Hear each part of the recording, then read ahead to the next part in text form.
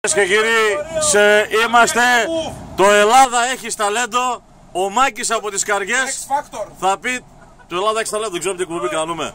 Λοιπόν, έλα, ο πρόεδρος Μάκης θα τραγουδήσει, πάμε. Τι θα μας πείτε? Τα μαύρα μάτια σου του Μανώλη Αγγελόπουλου. Ωραία, πες το. Τα μαύρα μάτια σου όταν τα βλέπω με ζαλίζουνε και την καρδιά μου συγκλονίζουνε. Όταν τα βλέπω μου θυμίζουνε κάποια αγάπη μου παλιά. Λοιπόν, πήραμε αυτό, να πάμε μέσα στα μάτια της. Η κριτική επιτροπή τι λέει, κύριε Ζάχο? Τι λέτε? Εφτάρι προεδράρα. Brandon, what do you think about Makis? With number. Number, from 1 to 10. 10. Προχωράμε στην υπόλοιπη κριτική επιτροπή. Νίκο, καλέ, τι λες για το Μάκη? Τι θα βάλουμε? 20. Junior, what do you think about Makis?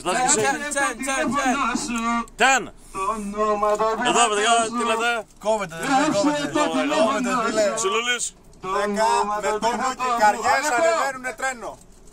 Σάρας. Στιλιστικά 10, λίγο τη φωνή τα χαλάει. Ναι, Το κολάρο είναι. Αλέξανδρε. 10 με τόνο, 10 ο άρχοντας. Ο Άρχοντας, πάμε και στον τραυματία, τι λες? Μείον 10. Μείον 10. Μάκης.